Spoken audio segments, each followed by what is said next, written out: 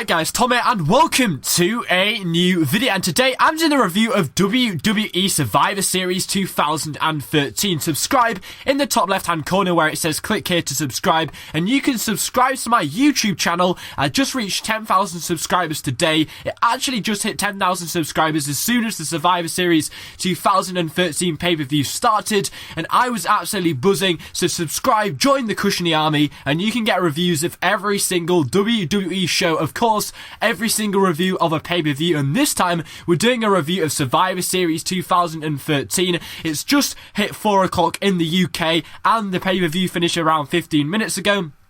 So sit tight, get ready for my review because it's coming on this video. Get your thoughts down in the comment section, what you thought of the Survivor Series 2013, because I've seen a lot of very, very negative thoughts on the pay-per-view on Twitter and Facebook, on my Twitters and Facebooks. A lot of people have said the main event sucked, the pay-per-view sucked. So I'm going to start talk about all of them things, every single thing that happened on the pay-per-view, why I actually thought it was a very, very good pay-per-view. A lot of people are complaining that the main event sucked, and ultimately are saying that the pay-per-view sucked because of that. But a main event doesn't just make a pay-per-view, so we're going to review every single thing WWE did right and wrong in this video, and it's going to be absolutely insane. So sit tight, like the video, subscribe, comment your thoughts, and we're going to talk about Survivor Series 2013. Also, check out my other reviews of my pay-per-views. I do a review for every single pay-per-view. I'm a UK fan from the UK, a WWE fan of course, so it's nice to get a few subscribers on here that are also from the UK,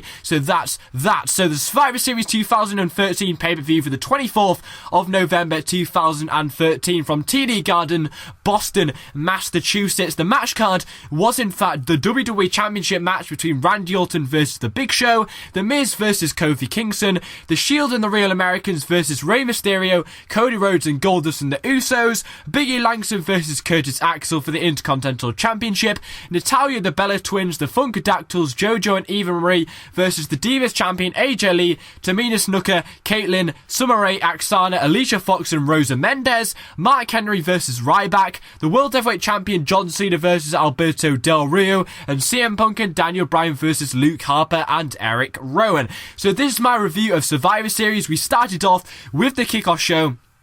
And I always say it, if you want to watch the kickoff show, a lot of people head on to the YouTube channel and watch the kickoff show in there. But if you go to WWE.com and watch the kickoff show on WWE.com, it's actually around a minute in front of the one on YouTube. So I'd much rather watch it on WWE.com because it's a lot further in front and you don't get that input lag, because a lot of people on Twitter start tweeting me with the results and stuff, and I saw it about a minute ago. So watch it on WWE.com, guys. Just a heads up for that for next time you watch the pay-per-views. But I actually thought this kickoff show was actually quite eventful. I really liked this kickoff show. You had Josh Matthews interviewing Booker T, Mick Foley and Bret the Hitman Hart, 3 absolute legends. It was really good to get some proper established legends on the kickoff show. I think in the past they've gone for people who don't really mean anything. I think they had Biggie Langston last time. They had people like Alex Riley, Vicky Guerrero, people that they're trying to make relevant in the WWE, so they throw them on the kickoff show. But to have 3 absolute legends on the kickoff show, it made a lot of people actually tune into the kickoff show, but it actually made me listen to what they were saying, because usually I don't really care what they say. It's always some scripted bullshit that they talk about. But I was actually quite engaged in what they were saying because I knew they were absolute legends. We haven't seen them in the WWE for quite a long time. So it's nice to have some big top names on the kickoff show, which is a free show, of course. It's nice that they give us a free show. But to have 3 top guys on the kickoff show was absolutely excellent and give their views across. It was nice to see them on my screens from such a long time ago. So props to WWE for doing that. Having people which actually mean something to the fans. If you're just going to throw on people there like Vicky Guerrero and people that they don't really care about, then they're less likely to get involved in the kickoff show. They're less likely to tweet at it. They're less likely to get socially active with it. And they're less likely to buy the pay-per-view if they're not really interested in the people on the actual panel and they're not really interested to what they're saying. Because the only reason why they do these kickoff shows is to get people engaged and build up the anticipation for the pay-per-view. So if you have 3 guys that people respect madly, they're more likely to listen to these people and they're much more likely to be interested in what they're actually saying. So it's cool that they had 3 top talents, which I absolutely loved. The actual match, which was Miz versus Kofi Kingston. And I actually surprisingly really liked this match. Now I'm actually, if you subscribe to my channel, channel, you'll know I'm not actually a big fan of The Miz. I went to a house show 2 weeks ago. It was actually 2 weeks ago on Tuesday, and it was pretty much a slight, watered down version of Survivor Series, where obviously you had a few matches which were put on this show to basically prepare for the pay-per-view. So you did actually have a Miz versus Kofi Kingston match at the house show, and I actually spent the whole match just saying, you can't wrestle to The Miz, because I'm not a huge fan of The Miz, and I actually was surprisingly very, very happy with the quality of the match The Miz and Kofi Kingston did on the pay-per-view kickoff show. I actually really, really like this match. Now, the reason why I'm not a Miz fan is because he's not a wrestling fan. He came in from showbiz. He's not extremely that good at wrestling. The only thing he has is he's good on the mic, and that's why people like him. He's not known for his good wrestling talent. He never will be a top main eventer.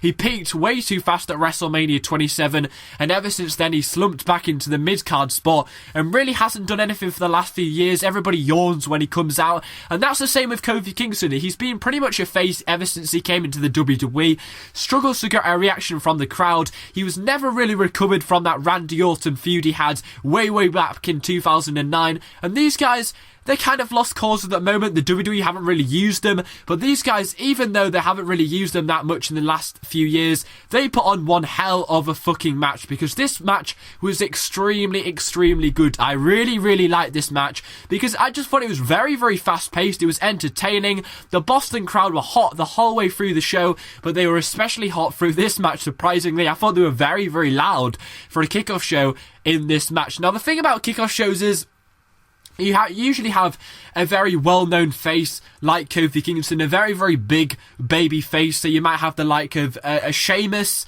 somebody like a Rob Van Dam, somebody like obviously Kofi Kingston, somebody like that who's an established baby face, who's over with the crowd, who's over with the kids on the show, and somebody that people can slightly relate to, people actually like and kind of relate to them, and they're a big top baby face in the WWE. They might necessarily do stuff for the WWE like charity work or something, but you normally have a top face facing a top heel, so you have that huge division between the face and the heel, which gets the crowd involved, because usually on dark matches you're trying to vamp up the crowd, and that's what they usually do on a kickoff show. You have a face and a clear-cut heel to vamp up the crowd, and I think they very well did this. You had a guy like Kofi Kingston, who the crowd actually are quite over with at the moment. They still react for Kofi Kingston, surprisingly. He's a big top baby face in the WWE.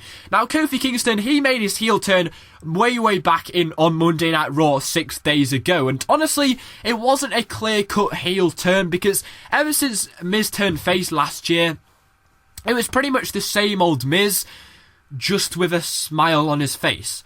He was still that heelish character, that smarmy character, the annoying character of The Miz, but he put on a smile on his face. He never really changed. He didn't even get any more of a crowd reaction. People were less interested. They were disinterested in The Miz ever since he made that face turn. And you know on my channel that I complained about The Miz week after week on my Raw reviews, that they're not doing anything with this guy. He's never been the same since they turned him face. He's pretty much the same guy that they had when he was heel, but he just puts a smile on his face and people are more disinterested in him. So making him heel is very good for him. I think he'll get much more of a reaction. He's a natural heel. People actually get into him. They love to hate on The Miz. They love to rip into The Miz. So I think the heel turn was good on Monday Night Raw, and I thought the whole reason why they were making this kickoff show was to actually cement the fact that The Miz had made his heel turn. But I don't think they actually did that. I think they actually dropped the ball with confirming that The Miz has made his heel turn, because I thought they very much dropped the ball. They could have made Miz do so many heel characteristics in this match. He could have maybe possibly gone for a low blow, rolled out the ring, and actually got the crowd really behind Kofi Kingston and against The Miz. This would establish Miz as a top heel, because he made a heel turn on Raw, which was basically, he did a crocodile arms where he didn't tag in his partner Kofi Kingston, which is fair enough. They do it all the time. It wasn't a clear-cut heel turn, and I think they could have definitely established his heel turn on the kickoff show, but they actually failed to do that. But To be fair, the match was exciting. It was very, very fast-paced. It was one of the only kickoff shows which I actually watched from start to finish. Usually I'm clicking on Twitter and stuff like that, chatting with fans, wondering what they're thinking of their pay-per-view. But I actually watched it the whole way through, and I was actually very, very happy they gave the win to The Miz. Usually on the kickoff show, they always give the win to the face, because obviously you want a babyface to win. It gets some of the fans excited for the pay-per-view, because if you have a heel, you're already like, damn it, my least favourite superstar won. Why should I buy this pay-per-view if my favourite or my faces didn't win? You know, you want a face to win on the kickoff show because it's going to help with pay-per-view rates, because one of your favourites won, so you're like, well, maybe one of my other favourites is going to win. It makes you happy about what's happened so far, so what's going to be bad about the next few matches? So you usually have the face win the kickoff show to get the crowd up and with the baby faces, but to be honest, they didn't go with this. This is one of the rare opportunities WWE have to work with where there's a good excuse to give the heel a win on the actual kickoff show, and they gave it to The Miz, keep his momentum alive, because obviously he made the heel turn on Raw, so if they're actually serious about this heel turn, then they should definitely have given the win to The Miz, and they did, keeping his momentum alive. It proves that The Miz is not to be disturbed. He's going to be on a roll now, because if they gave the win to the Kofi Kingston, then the heel turn for Miz would have been completely pointless. It wouldn't really have made an impact. So they gave the win to The Miz. Great booking, to be honest. But after the match, I was kind of slightly confused, because they had a handshake in the ring between The Miz and Kofi Kingston. It didn't actually turn into a handshake. The Miz showed out his arm to Kofi Kingston, and Kofi Kingston pretty much slapped The Miz. Now, I honestly think surely The Miz should have been the one slapping Kofi Kingston if he's the one making the heel turn. So I was really, really confused about that. Why would Kofi Kingston slap The Miz when he's a face? It was very, very confusing. Why did he have the meaning to slap him anyway? Because he didn't really do anything dirty in the ring. It was kind of confusing. But for that match, I'll give it an 8 out of 10. I thought it was an absolutely brilliant kickoff show. It was free, guys. It was entertaining. It did okay. I think they could have I would much rather prefer it if they put over the heelish character of The Miz a lot more, because they really didn't do that whatsoever. The match was entertaining, had no build whatsoever, but they still did a good story within the ring. It was a good, entertaining match. No build, but it don't really matter. It was a kickoff show. It got people interested in the pay-per-view, and it was an exciting match, and it was proving that there was good things to come on this pay-per-view. 8 out of 10. Pretty good job, WWE, with that one. So, The Shield and the Real Americans defeated Rey Mysterio and the WWE Tag Team Champions Cody Rhodes and Goldust and the Usos. And I actually thought this match was fucking awesome. I really, really liked this match. I thought we had a good kickoff show match. I thought it was an absolutely brilliant match. And then we had this match, and I thought, holy shit, this pay-per-view could surprisingly be very, very good, because going into this pay-per-view, I wasn't really too excited. I was going to say this at the start of the review, but I kind of pretty much said this at the start of every single review. I think the last 3 reviews I've said that, where I'm going in with low hopes. I don't really have any hype whatsoever.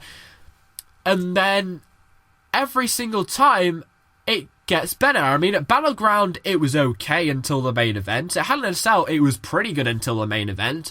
And then this show was getting really, really good until the main event, and I was like, wow. I mean, if they actually put some good build into this match, this pay-per-view could have been really, really good, because I thought The Shield, this match, the match quality was fucking awesome. The match was really, really good. I really, really liked it. Arguably, I don't think the Real Americans suited this match whatsoever. I think they were pretty much thrown into there. I think when they had that Manchester stare down between The Shield and the Wyatt family, which is pretty much the climax of the build towards this match, the Real Americans weren't even there, I don't think. The Real Americans were pretty much just tossed into this match. I think they're a good tag team. They're probably right at the top of the tag team division, but they're not main event worthy, and without a doubt this was a main event match. But they're not main event worthy. I think they looked a bit lost in this match. I mean, I'm not saying they looked lost as in the quality of the match, because I actually think Jack Swagger and Antonio Cesaro did very, very well in this match. I just don't think they suited this match very well. I don't think it didn't really make sense for them to have in this match, because they don't really have anything to do with the Shield or Cody Rhodes and Goldust. The only real reason they were in this match is because they lost to the tag team champions on SmackDown, which was only really to keep them relevant. So I was kind of lost why the Real Americans were in this match, but I'm not going to take anything away from the actual match quality, because the match quality was fucking awesome. I really, really liked this match. Dean Ambrose actually got eliminated first, which I was very, very surprised with, because he's the United States champion, and with all champions, you want your champion to look strong, because if he's not looking strong, then there's no point in him holding the championship, because the championship doesn't really mean anything if he's holding it. It doesn't really mean anything if you've got a weak guy holding the championship. So I was expecting Dean Ambrose to look very, very strong in this match. So when Dean Ambrose was the one that was knocked off first, I was like, wow, you know, why did they do that? You've got to make a champion, especially a guy who hasn't really defended it a few times. He's either not defended it since he won it, or it's been in some squash or some match that hasn't really been built well. So for me, I think you should have had the United States champion look very, very strong in this match. But he was actually counted out. He was the first guy to get eliminated, which I was very, very surprised. But I think they should have kept Dean Ambrose very, very further into this match. But it was obvious why they did this, because I'm actually predicting that on Monday Night Raw tonight, on tomorrow night actually, Roman Reigns is going to blame both Seth Rollins and Dean Ambrose. And he's basically going to say, you guys are the weakness of the Shield because I pretty much got the job done. Because Roman Reigns was absolutely out of control in this match. They put him over so fucking well. He hit 4 freaking spears. He eliminated 4 guys. He was the guy that won the match. He pinned an old-timer Rey Mysterio and won the match for the Shield and the Real Americans. He was the one that pretty much carried his team. So Dean Ambrose was the one that was eliminated first, and Roman Reigns pretty much got all the eliminations in this match and won it for his team. And I actually think this is going to set up a feud between Dean Ambrose, Seth Rollins and Roman Reigns. This could be actually the start of a feud between the Shield members. And actually, this was the only prediction I actually got wrong, because I thought, considering the Real Americans have kind of turned into jobbers lately, and the Shield of getting this big main event push, then I don't really expect these guys to win. I don't think they really needed the victory. I thought that Cody Rhodes and Goldust, the champions, needed to be put over quite well. I thought that the Usos have still got some good momentum for them, so keep building that. Rey Mysterio is a returning Rey Mysterio, so he needed to get some momentum in this match. So I was very, very surprised that the Shield and the Real Americans won, because I didn't really think the Real Americans needed the victory whatsoever on a pay-per-view. And I thought, if Roman Reigns, the Shield, basically lost, then that could have been a good storyline continuation for the Shield breakdown. So I was very, very surprised that the Shield and the Real Americans actually won this match. But I actually really, really liked this match. A few surprises in this match was Cody Rhodes got knocked off quite early. I thought that the main reason why they give the title to Cody Rhodes, or the tag team titles to Cody Rhodes, was basically to establish him as a main eventer. So you should have had him look very, very strong in this match. You should have had him as one of the last guys eliminated. I think Goldust was the second to last guy. I don't think he really needed to be there. I think Cody Rhodes could have lasted a lot longer in this match and would have put him over very, very well. I really like the fact that when Antonio Cesaro did a swing on the Usos back-to-back, so he did one of the Usos first, I think it was Jay, and then Jimmy next. That was pretty cool. And then they got the roll-up pin on Antonio Cesaro, so that kind of put him over quite well. They made him look strong before he got eliminated. There wasn't anything really memorable about the way Jack Swagger got knocked off. And this match is pretty much only to put over Roman Reigns, because he was an absolute monster in this match. I think the only reason why they set up this match really was to put over Roman Reigns in the end, because he hit 4 freaking spears. It's obvious that Roman Reigns is definitely in with a push. It's much deserved, because he was insane in this match. 4 freaking spears. I was marking out, because they weren't just soft edge spears. They were Roman Reigns, Goldberg, Rhino freaking spears. They were absolutely insane. They put over Roman Reigns so well. Rey Mysterio sold it like an absolute beast, because Rey Mysterio was going for the 619 on Roman Reigns at the end. Roman Reigns turned around and freaking speared Rey Mysterio like crazy. It put over Roman Reigns so well. The commentators were talking about Roman Reigns the whole match. It's obvious now that they're going to push Roman Reigns like an absolute champion. And I just think that the story that they played out in this match was that they're going to start this breakdown between the Shield. I think they kind of forgot about it for the last few weeks. They started doing it as soon as Hell in a Cell finished. They started building towards a breakup of the Shield. They kind of forgot about it, and then now it's come to light that Roman Reigns is probably going to break away. I did actually predict this. I thought that the Shield were probably going to lose in this match, and that they could use that as some story continuation to say that the Shield are breaking down. But they actually won, so that's even better to put over the Shield, and hopefully they can create a good storyline out of this towards TLC, or maybe even WrestleMania. So yeah, I actually really like this match. I was actually expecting the babyfaces to win.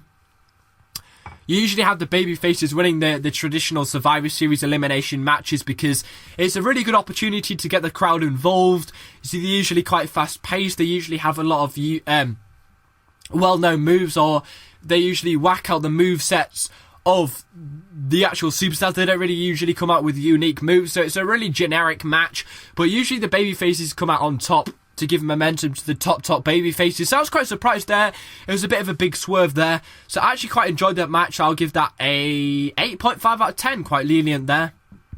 So the next match was the Intercontinental Championship match between Big E Langston versus Curtis Axel. And Big E Langston, of course, did in fact defeat Curtis Axel and retain his Intercontinental Championship.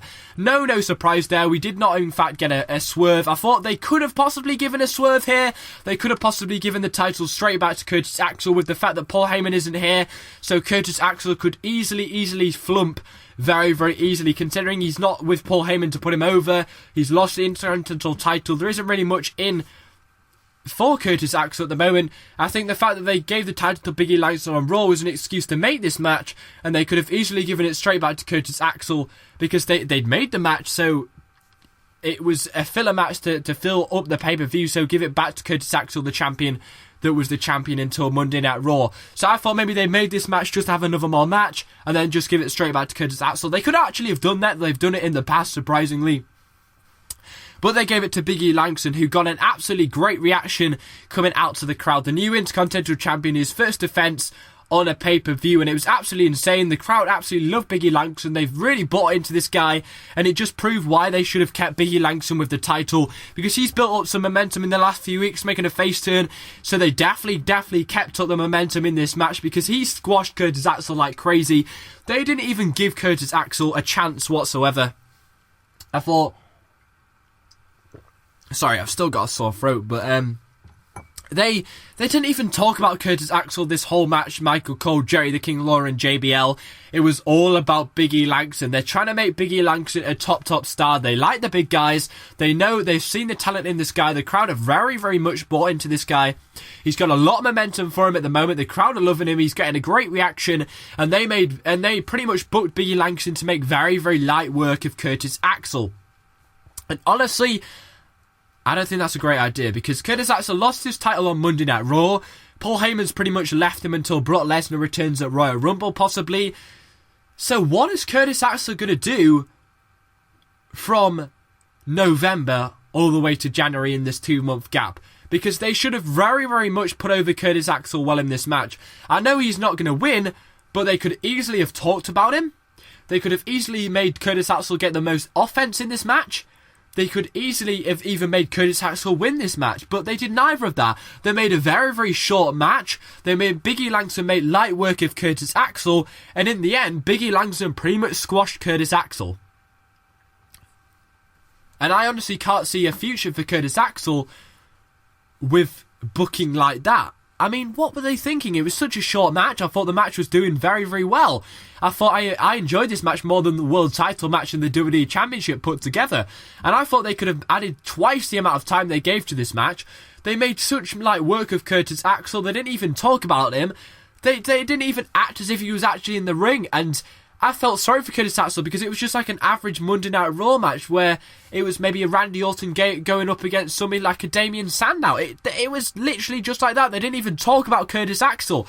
So I'm worrying about Curtis Axel, what his future is in the WWE. They should have really put over Curtis Axel in this match, but they didn't do that. And Big E Langston retains his Intercontinental title, and it looks like Curtis Axel's out of the frame now since he's lost his rematch. Then I don't think I can think of an excuse for Curtis Axel to have another match against Big E Langston. I think he'll pretty much be done. He might even go away for the next few months, because ever since he won the title at Payback in June, I mean, we've all been disappointed. We've all talked about it on our reviews that he never did anything. He never defended it. He never defended it in a well-built match. It was always a squash match.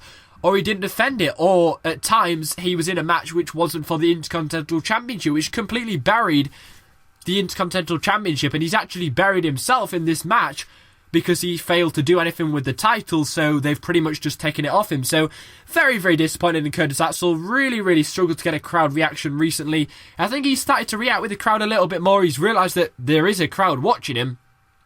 But I mean, it was a little too late. He didn't really do anything whatsoever with the title. Give it to Biggie Langston. Give him a good run. Wouldn't even complain if it was until WrestleMania 30 for Biggie Langston, because by God, this guy, by God, he's a talent. So yeah, I was disappointed they didn't put over Curtis Axel well, but it very much keeps the momentum alive for Biggie Langston. So I'll give it a 7 out of 10. Should have given a lot more time to this match, however. So the next match was the match between Natalya, the Bella Twins, the Funkadactyls, JoJo, and Eva Marie. Yes, people in the UK paid £15, and I think it's like, what, $60 in HD to watch somebody try and attempt to wrestle Eva Marie on a pay-per-view. And they were facing the Divas champion AJ Lee, Tamina Snuka, Caitlyn, Summer Rae, Aksana, Alicia Fox, and Rosa Mendes. Now, usually Divas matches on pay-per-views are not given very much time whatsoever, and this match was no different. Sorry about that. This match was no different whatsoever. It was very, very quick. I was expecting a very, very quick-paced match. It was actually more slow-paced than I thought it would be, but it wasn't going to be, you know, a 20-minute match. It was going to be very, very fast-paced. There was going to be a lot of finishes in this match, and there was a lot of jobbers like Alicia Fox, Rosa Mendes, people that don't really matter to the WWE Universe, so you actually kind of struggled to get into this match whatsoever. It's pretty much just a very, very long piss break. And honestly, they only pretty much put the Total Divas in this match to put over the Total Divas, and there was no surprise the Total Divas were actually going to get the victory. You couldn't justify the fact that the booking the Total Divas on a pay-per-view to lose, considering it's the night that the Total Divas show is usually on. It's probably on now, actually. Then I couldn't understand why they'd book the Total Divas on the pay-per-view when it was unnecessary for them to lose. So they were definitely winning this match. I think AJ Lee was the only one that suffered greatly in this match. I think everybody else did okay. They didn't really book AJ Lee very strongly. I thought, surely she's the Divas champion. She really hasn't done anything in the last few weeks. She had a 2-on-1 handicap match on SmackDown. She's failed to defend it on... She's failed to have any decent defense since she won it at Payback. I think it's the same problem for Curtis Axel, really. There's not really any diva that comes close to AJ Lee, and the Divas champion should have looked very, very strong in this match, but she was the one who got the pinfall in the end. She was the one that let down her team in the end, and she was the one that pretty much had the least match time out of all the Divas in the match. She was tagging in her friend Tamina Snuka to do the work. It did not look great for AJ Lee. They did not book her very well. They didn't put her over very well whatsoever.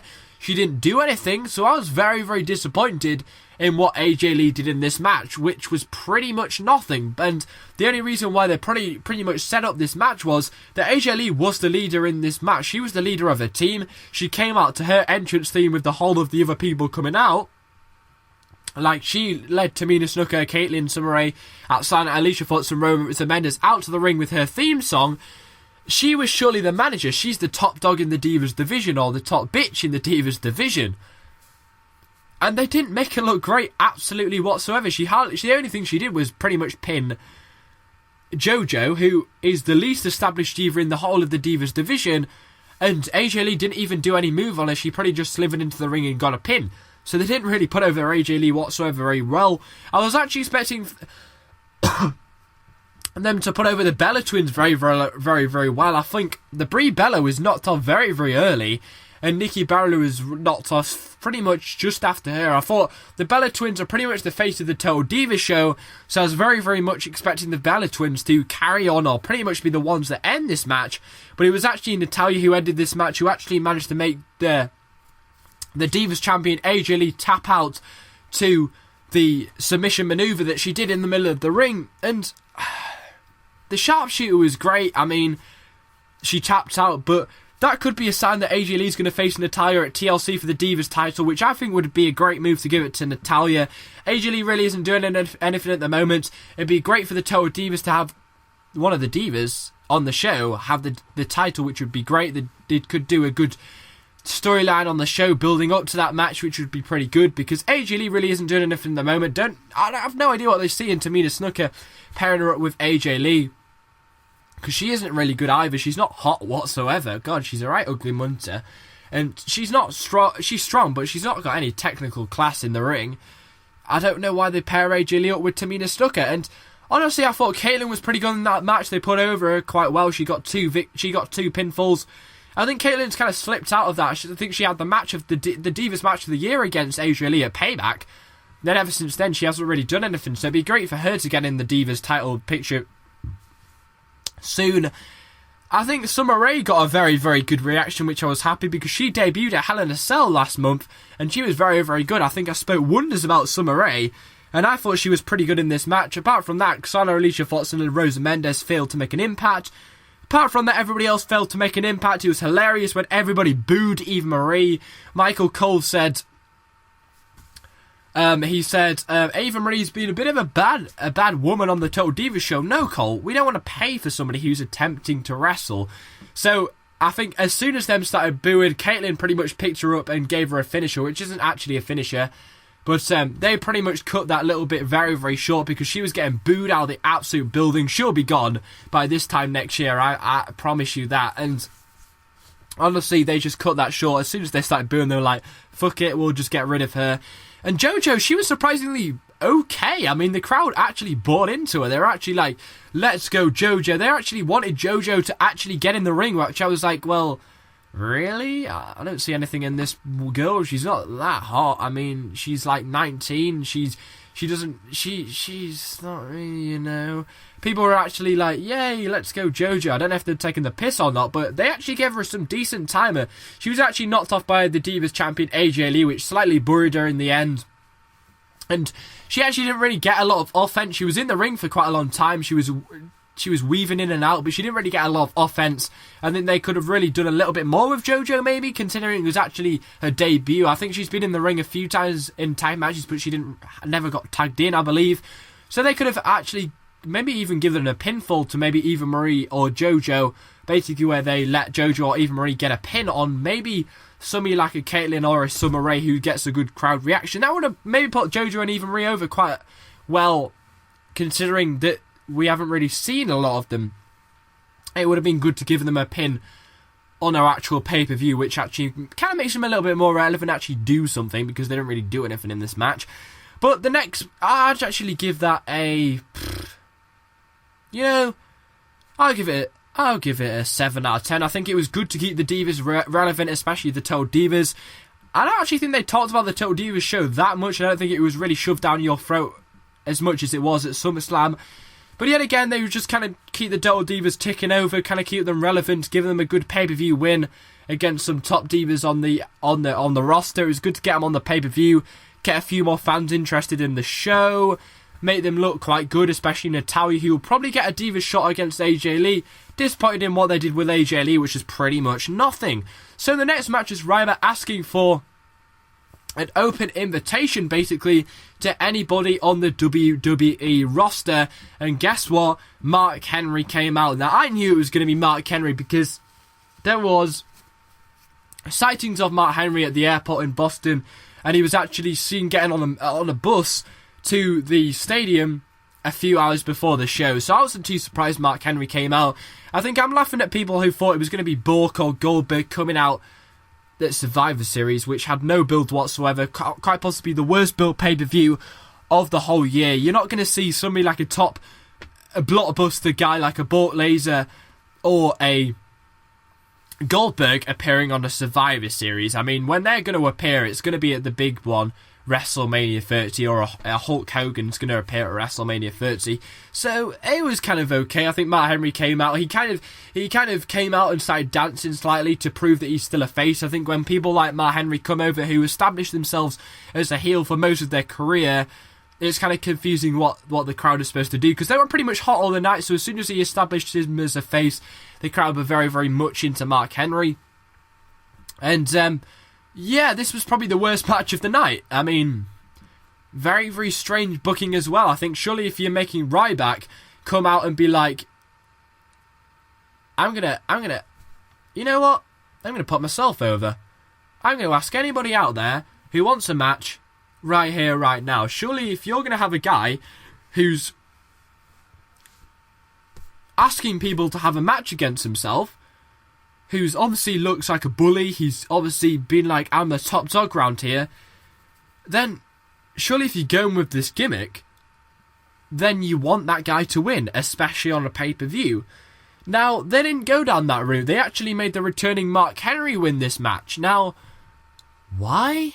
I mean, it's a good way to bring Mark Henry back, get him a pay-per-view win, but I mean, I said it in I think it was my Night of Champions review, when Ryback returned and became a new Paul Heyman guy. I was like, this guy's done. He's got no future in the WWE. They're just booking him into pointless feuds. They don't really have anything to do with him. And 3 pay-per-views later,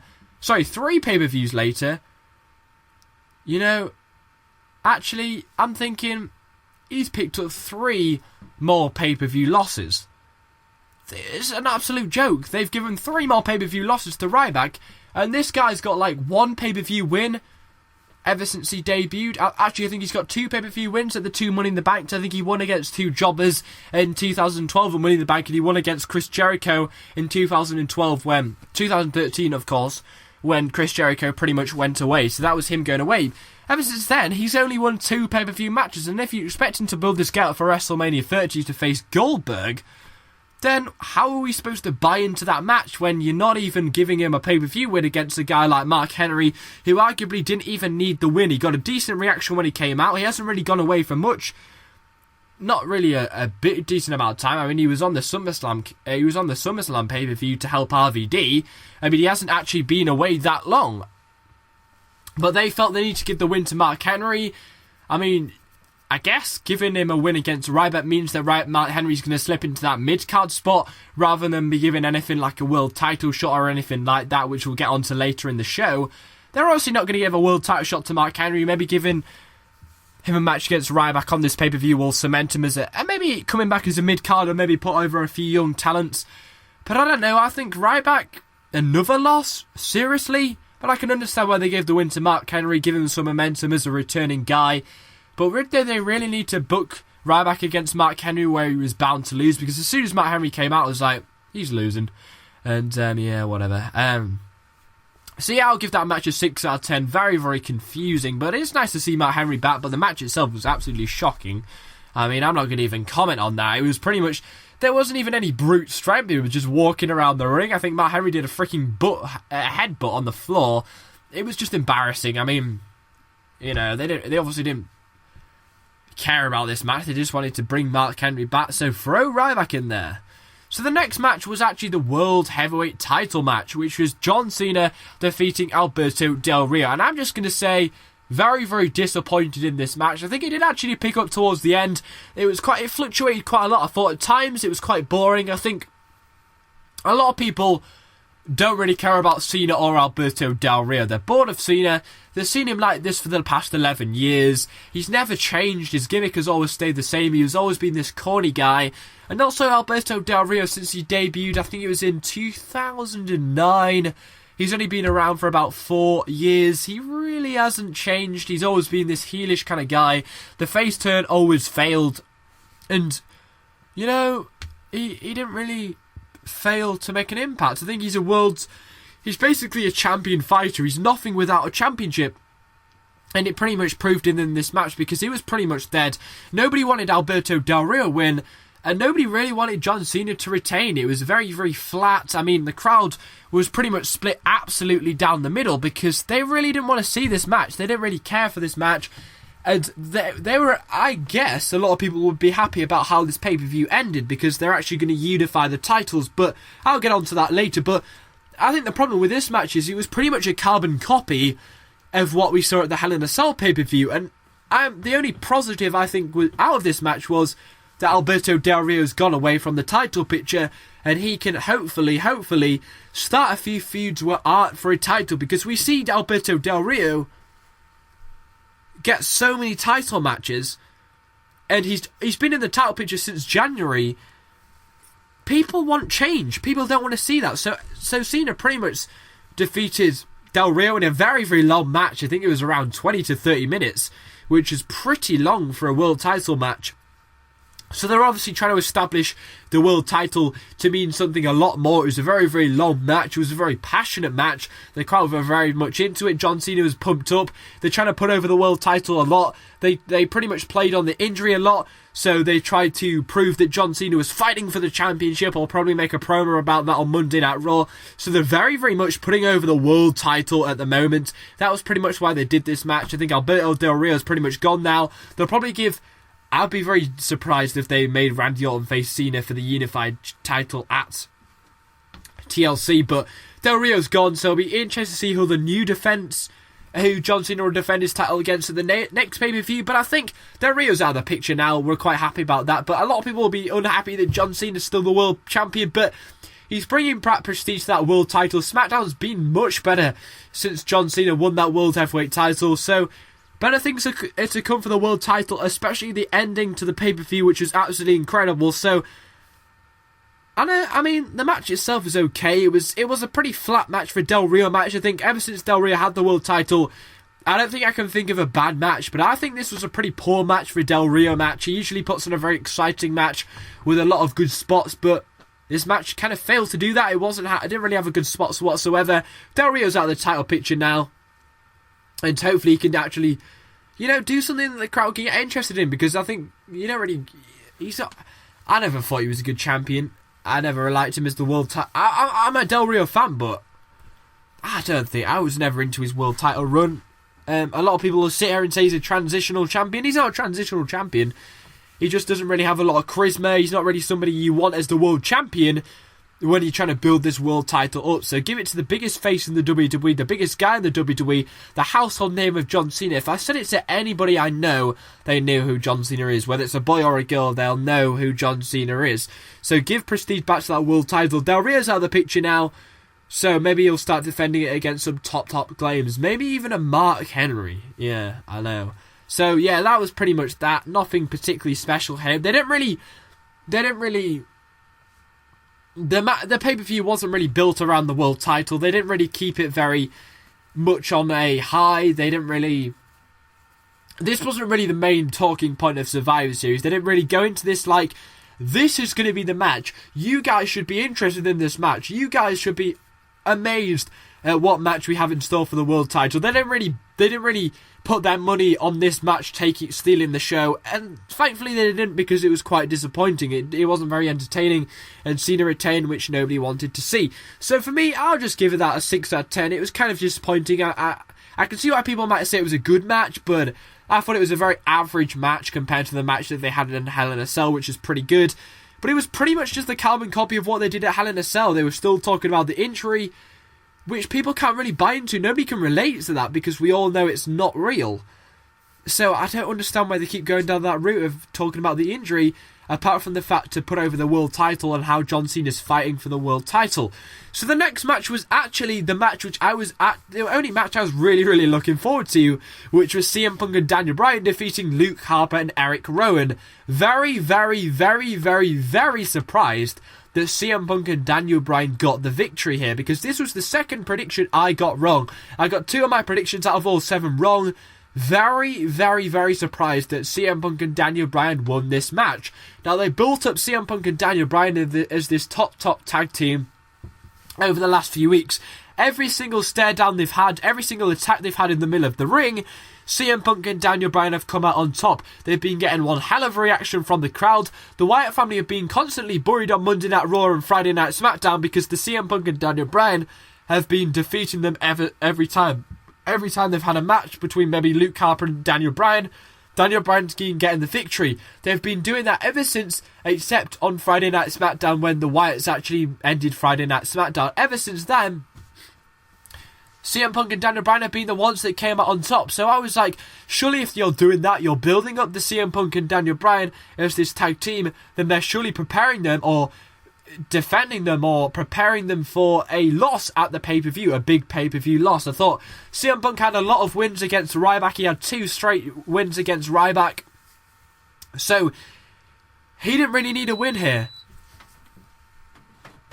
Sorry about that. He didn't really need a win here. He's had 2 big pay-per-view matches against Ryback in a Hell in a Cell, which put it over very, very well. So he definitely didn't need a win here. And also Daniel Bryan. Everybody knows how over Daniel Bryan is. He's more over than the 2 world champions in the WWE right now, Randy Orton and John Cena. He has had a very, very good run in the main event spot for the last 3 months. He did very, very well. Everybody loves Daniel Bryan. He's so over. The yes chant is as over as it has been. It's even over as it was at SummerSlam. But they still thought, well, we should give the win to Daniel Bryan and CM Punk, when arguably they don't need the win whatsoever. And I mean, this is the first match Luke Harper and Eric Rowan have teaming up at a pay-per-view, and they lose. They've arguably got one of the best gimmicks in the WWE. They're supposed to be feared by the WWE roster, but if they're going to lose their first pay-per-view match in, then why should they seem a threat to the audience? Why should we feel like Luke Harper and Eric Rowan are scary when they're just going to get defeated by CM Punk and Daniel Bryan? Now, arguably, they put over Luke Harper and Eric Rowan quite well. They were pretty much getting the only decent offense. I think there was a few pathetic kicks from CM Punk and Daniel Bryan, which arguably, I don't like CM Punk's kicks. They're very, very sloppy. I think he's a very, very overrated superstar. They were very, very sloppy kicks. And honestly, I think quite a lot of the offenses from Luke Harper and Eric Rowan. There was some very, very good spots in this match as well. I think there was a freaking awesome powerbomb off the top rope. There were some good spots in this match, but very, very surprised that the very, very over, very, very, very guys that have a lot of momentum at the moment got the win here. I thought surely the newly founded team of Luke Harper and Eric Rowan, their first pay-per-view match, and the Wyatt family should surely be getting the victory here. Surely they should have got the win here. And I'm still very, very confused why they thought CM Punk and Daniel Bryan needed the victory here. The only reason why I can think of they needed the victory here is because they're going to carry on with the CM Punk and Daniel Bryan tag team, which would be a good option because CM Punk and Daniel Bryan would add a lot of dimension into the tag team division, which I'm actually starting to like. You've got Cody Rhodes and Goldust, you've got the Usos, you've got the Real Americans, you've got the Los Matadores, you've got the Shield, you've got the Wyatt family. So the only thing I could think of why they gave CM Punk and Daniel Bryan this win was because they're actually thinking about making a tag team out of CM Punk and Daniel Bryan. I'd be very, very surprised if on Monday Night Raw that they split up this tag team when they actually gave the win to them on their pay-per-view. I think it'd be completely pointless to give them the win if they're just going to split it up as a tag team because they didn't actually need the win. So the only reason why I can think of why they've done this is because they're going to keep with the CM Punk and Daniel Bryan tag team. But very, very disappointed that Luke Harper and Eric Rowan didn't win this match. Very, very, very, very surprised. But at the end of the match, Bray Wyatt was thinking about coming in the ring. Yet again was scared off, worried them even more, made them look very, very weak. I mean, I was very surprised Bray Wyatt wasn't actually in this match. I think it would very, very, very good to keep him relevant. And then they could have easily have added one more guy into this match, which makes me believe that maybe they are going with this tag team between CM Punk and Daniel Bryan. That's why they didn't add somebody extra into this match. You could have easily added somebody like a Dolph Ziggler into this match, so it would have been a 3-on-3. So it does make me wonder that they're going with a CM Punk and Daniel Bryan tag team to end the year. But he could have easily had Bray Wyatt in this match. He didn't really do anything whatsoever. I would have expected him to get in the ring or something like that. But he looked very, very weak after the match when he was attempting to get in the ring. But the yes chance went off and he just walked away. So very, very weak. They could have kept Bray Wyatt in this match. Could have made him very, very relevant. Well, they didn't do that because he's pretty much the spokesman of their tag team. But maybe they just didn't want to give the loss to Bray Wyatt because they think he's the main guy and he needs to keep his momentum rather than Eric Rowan, who don't. So, I don't know. Very surprised that Luke Harper and Eric Rowan didn't win this match, so I'll give it a 7 out of 10. I think it had very, very good build to this match, which was pretty much built all around CM Punk and Daniel Bryan. That's why I was so surprised they didn't win. The build was very, very good, but I thought the match was slightly disappointing in the end. I thought, the build's been good. You've got some good talents. I thought Eric Rowan and Luke Harper have done very, very well on Monday Night Raw and SmackDown to keep me entertained. I thought they've done some good matches recently. And they didn't really do that. So, the next match was the main event of WWE Survivor Series 2013. And by Jeebus, we're nearly on an hour of this review. But, my God, this match was so piss poor. I mean, from now on, I'm actually thinking, damn, this pay-per-view has been very, very good. I mean, from my review, you can tell, from some slightly strange booking, but some very, very good match quality. I thought the booking was very, very poor towards this pay-per-view, that's without a doubt, but the actual match quality was actually very, very good. And I was like, well, if they can make a good Big Show match out of this could easily be one of the best pay-per-views of the whole year, because it was looking good. But by God, this was not a very good pay-per-view. They spent the whole night pretty much talking, fucking hell, making Randy Orton walk around the arena. He talked to the referee, he talked to Triple H and Stephanie McMahon a few times, basically adding to the weakness of Randy Orton. And they actually made Big Show so believable to win this match. They've been building this match up for the last 2 months. I think the build for this started at like way back at like Night of Champions or Battleground. They've been building this match up I think it was the night after Battleground actually. They built this match up so well. And there was a lot of people on my Twitter and Facebook saying, you actually think Randy Orton's winning this, don't you? And I was like, yes, because they've built Big Show so well that you should congratulate WWE for doing that. But do you think Randy Orton's actually winning? He's going to be in the title picture till Royal Rumble, and there's actually rumours he's going to be in the title picture till WrestleMania 30. Now, surely he's got to defend it here against Big Show if he's going to carry that on. And I don't think Randy Orton's ready to drop it at all to somebody like Big Show, who people don't even care about anymore. He's pretty over with the crowd at the moment, but you know, we don't want to see somebody like Big Show who's not entertaining whatsoever. This match proved that he's nothing special whatsoever, especially anymore. We've seen a Big Show match millions of times. They're not anything unique. I was like, you actually think Big Show's winning? But props to WWE for making you believe that Big Show was winning this match, because they did so well. They put over Big Show so well. The only times Randy Orton got some offense in the build towards this match was when Triple H helped him out. Apart from that, Big Show put Randy Orton through the announce table. He speared him on Monday Night Raw. They made Big Show so believable to win this match, which was props to WWE, because you made a very highly anticipated match. But at the end of the day, any clever fan would know that Randy Orton would win this match. And yes, in fact, Randy Orton did in fact win this match if you haven't watched the show, which I'm surprised you haven't. But yes, Randy Orton did in fact win this match after Big Show was cocking up for the KO punch, which got no reaction whatsoever, which proves my point that nobody really cares about Big Show anymore. He cocked the KO punch about 3 times. He hit it once outside the ring when the referee was distracted, and he cocked it up for the 3rd time. And then Triple H's The King of Kings music started, and Triple H walks down to the ring, it distracts Big Show, and Randy Orton gets the RKO on Big Show. That's pretty much what happened at the house show, except it was only Kane which came out. But he got the RKO and got the 1-2-3 pin.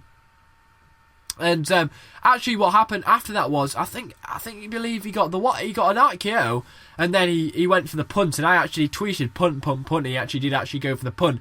And they actually announced Randy Orton as the Viper Randy Orton when he was coming out for the WWE Championship. So I was like, they're definitely going for the punt here. They want this guy back. Stephanie McMahon wants the Viper back. This is the person which would RKO and then kiss Stephanie McMahon back in 2008?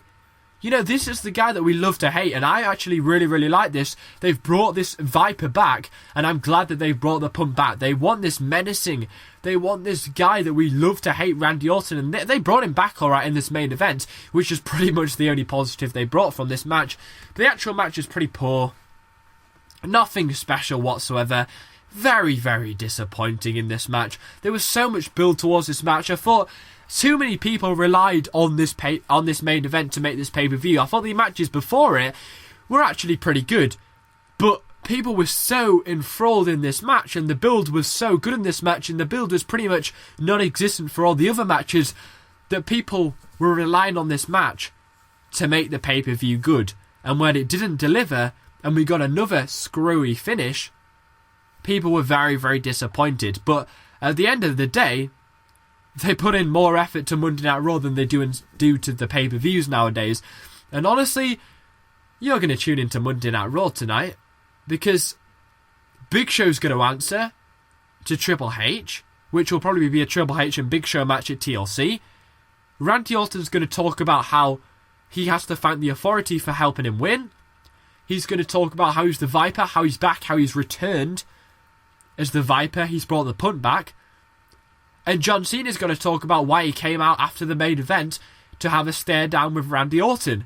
You're going to tune into Monday Night Raw tomorrow night, aren't you guys? That's the whole reason why they did that. Because they're trying to keep the ratings up. So you're going to tune into Monday Night Raw to see what happens and what transpires from what happened in this main event. Yes, you might have been disappointed with the screwy finish, but at the end of the day, you're going to tune into Monday Night Raw. Even more people are going to tune into Monday Night Raw than they did last week because they're intrigued as to what's going to happen on tonight's Monday Night Raw. So all the people that sat there complaining there was a screwy finish and Randy Orton defended his title, that's the whole reason why you have heels. It puts over the heelish character Triple H so much. You fucking hate Triple H because he's done another screwy finish and you know he's behind that. You hate Randy Orton because he just punted Big Show and pretty much cheated his way to a victory. He spent the whole night making himself look so weak and then got a victory. You hate him. He's a heel. That's what he's supposed to do. And you probably like Big Show even more for some unknown reason. So it was okay. I mean, the match itself was pretty poor. I don't even like Big Show matches. It was a poor Big Show match for that. But you're going to tune into Monday Night Raw because after that, John Cena came out. John Cena came out after Randy Orton won the WWE Championship, actually defending his title, obviously. The music was on, and then John Cena's music hit. Stephanie McMahon and Triple H turned round. John Cena came in, and if anybody that wasn't a wrestling fan would have been like, what the actual fuck? Who comes down to the ring and has a stare down with another champion, holds a title up in the ring, and just stares at him for a minute? Like, it was kind of retarded. I mean, why would John Cena just walk down to the ring, lift up his championship, and then it just ends like that? They did that for like 30 seconds or a minute. I mean, any non-wrestling fan would have been like, that's retarded. But, I mean, does anybody feel like that? I just thought it was slightly strange. I mean, I think John Cena could have done something. Maybe they could have even punted John Cena. I just thought it was kind of strange that John Cena came out to hold the title above his head. It just didn't really feel right. But, I mean, at the end of the day, you're going to tune into Raw and find out why John Cena did that. But he didn't really have any meaning to come out there. But for the match itself, I'll give it a 5 out of 10. Very, very disappointing. The only positive was the punt has returned, and they may possibly be unifying the WWE Championship and the World Heavyweight title, and we may have a new undisputed champion. Holy shit, that could be epic. That's a positive we can take from this Survivor Series, is that we may be getting an undisputed champion. Now, all people think that's going to happen at TLC. It's not going to happen at TLC, guys. That's going to be happening at WrestleMania 30. That's probably going to be the blockbuster of WrestleMania 30. Randy Orton versus John Cena for the Undisputed Championship. I actually don't think that's going to happen at TLC because TLC are usually pretty poor.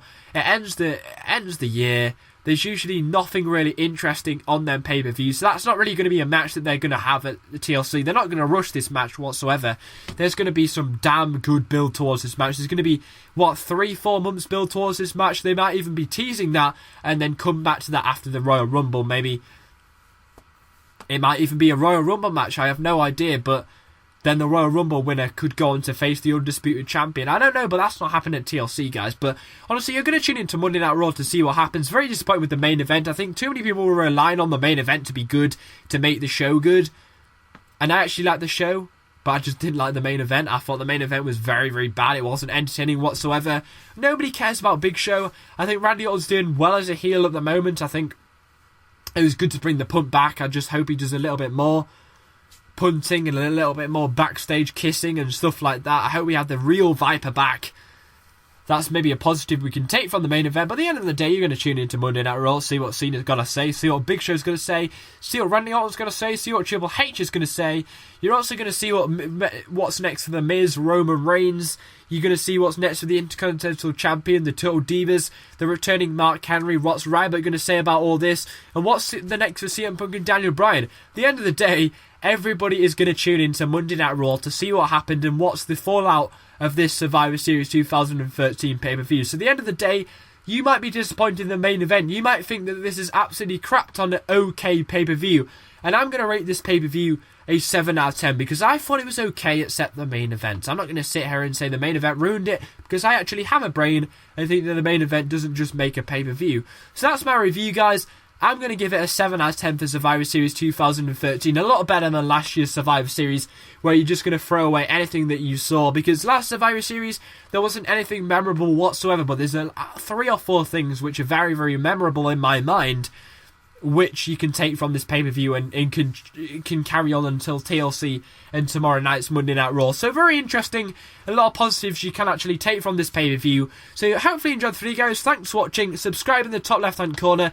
Message me, tweet me, Facebook me, all of that good stuff for a full show 720p HD link. And if you want to watch a live stream for TLC, you can tweet me that for next time or whatever. So hopefully you enjoyed the video, guys. Thanks for watching.